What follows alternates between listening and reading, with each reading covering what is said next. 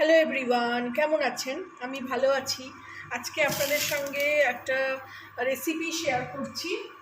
সেটা হলো দীপিকা পাদুকোনের খুব ফেমাস একটা খাবার, মানে খুব ভালোবাসেন উনি খেতে, সবসময় বলছেন। তো ইমাদাত্সি, সেটা হলো ইমাদাত্সি।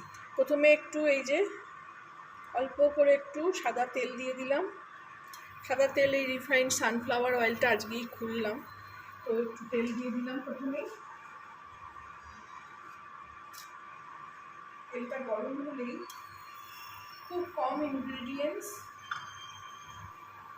রসুন, কাঁচা লঙ্কা আর দুটো এইরকম স্লাইজের দুটো চিজ কেটে রেখেছি।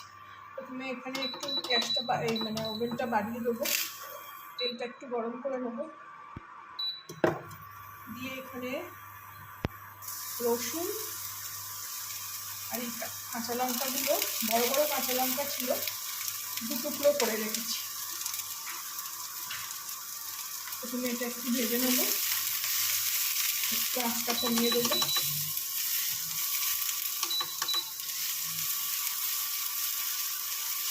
খুব সিম্পল রান্না, খেতেও ভালো হয়েছিল। আমি একদিন করেছিলাম।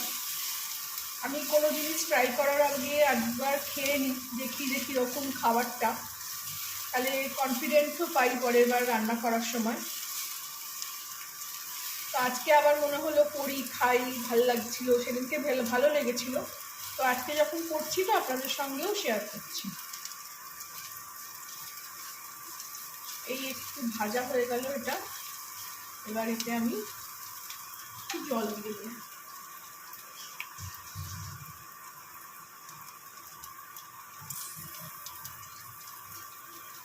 আমার এখানে কথা বলতে বলতে একটু ইকো হয়, ঘরটা একটু বড় মতন, সেই জন্য এখানে একটু এই 1 বাটি মতন জল দিয়ে দিলাম। জলটা ফুটবে, এই সময় আমি এতে একটু নুন দিয়ে দেবো,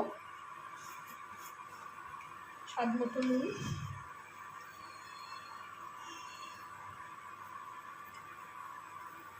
আগের দিন আমি একটু মাখন দিয়ে করেছিলাম এই সাদা তেলের জায়গায়, কিছু মাখনের টেস্ট আলাদা করে কিছু বোঝা যাচ্ছিল না, ওই জন্য আজকে তেলটা খুললাম, তো তেল দিয়েই রান্না করলাম। দেবো একটু স্বাদ অনুসারে চিনি, এটা কেউ দেয়নি, আমি দেবো, এটা আমার রান্নার টাচ একটা, একদম টেস্টটা শুধু ব্যালেন্স করার জন্য।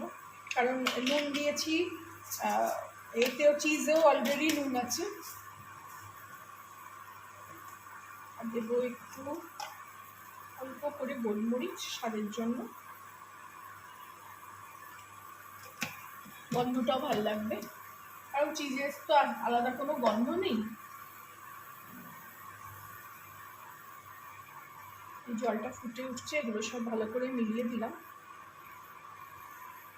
লঙ্কাটা আপনাদের যদি বেশি ঝাল থাকে তাহলে বেশি দেবেন না। আমি তো আমার লঙ্কাগুলো এক একটা ঝাল, এক একটা মানে একদমই ঝাল নেই, এই জন্য আমি 3টেই লঙ্কা ঠিক কুচিয়ে, মানে এরকম দু ফালা করে কেটে দিয়েছি। এইবার এই ফুটন্ত অবস্থাতেই এই একটা চিজ দিয়ে দেবো,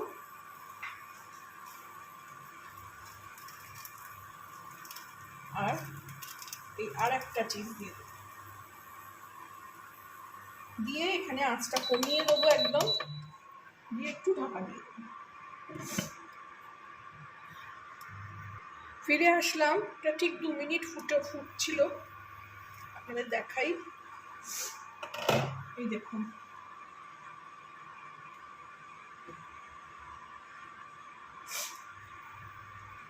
এটাকে আমাকে আর একটু ফোটাবো, একটু ঘন হয়ে যাবে।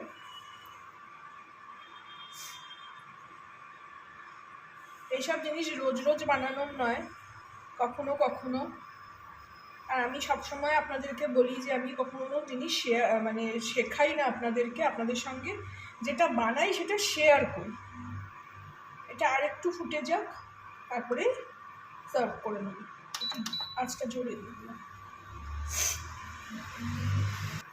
এই দেখুন 2 মিনিট আরও ফুটিয়ে নিলাম, বেশি ঘন করব না, ভাত দিয়ে খাওয়া হবে, ভাত দিয়েই খায় এটা। একবার তো ট্রাই করতেই পারেন, করে দেখবেন, ভালোই লাগবে। আর বাচ্চারা তো চিজ খেতে ভালোবাসে, আমার ছেলে মেয়ে তো ভীষণ ভালোবাসে। তো এখানে গ্যাসটা মানে ওভেনটা এবার নিভিয়ে দেবো। এবার এটাকে আমি সার্ভ করে নেব।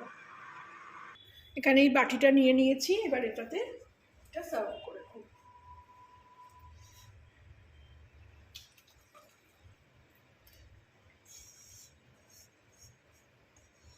খুব সুন্দর একটা গন্ধ ছাড়ছে।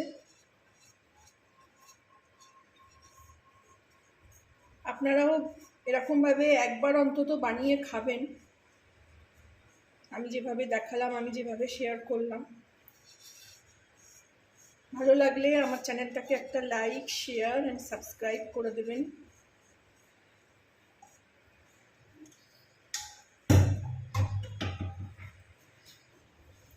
Thank you for watching.